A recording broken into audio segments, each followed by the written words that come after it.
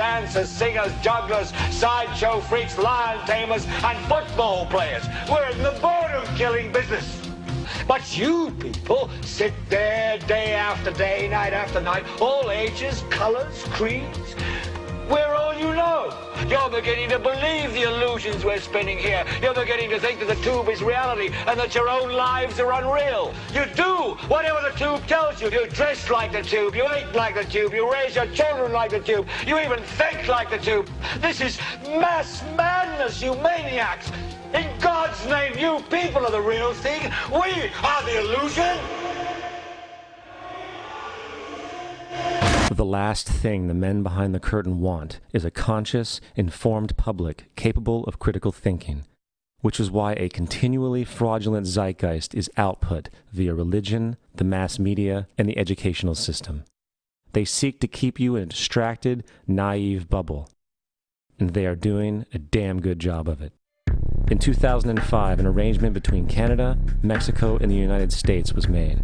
This arrangement, unannounced to the public, unregulated by Congress, merges the United States, Mexico, and Canada into one entity, erasing all borders. It's called the North American Union, and you might want to ask yourself why you've never heard of this. In fact, there is only one mainstream reporter who has actually heard of and has had the courage to cover this issue. The Bush administration's open borders policy and its decision to ignore the enforcement of this country's immigration laws is part of a broader agenda.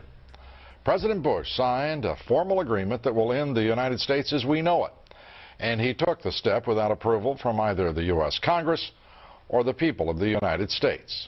It's a deal that few have even heard of. It's being done again by very few people at the very top on behalf of the investment class, but the working class of people, political officials across our country, from communities, from cities and so forth, they don't know anything about this.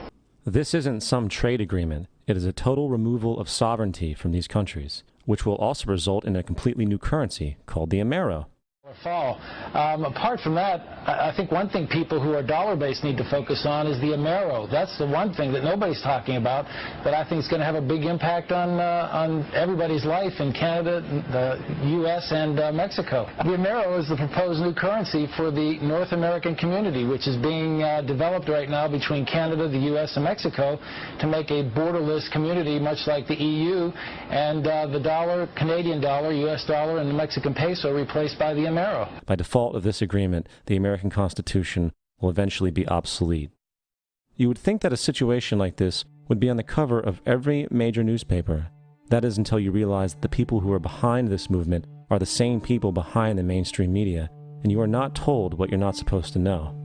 The North American Union is the same concept as the European Union, the African Union, and the soon-to-be Asian Union, and the same people are behind all of them. And, when the time is right, the North American Union, the European Union, the African Union, and the Asian Union will be merged together, forming the final stages of a plan these men have been working on for over 60 years. A one-world government.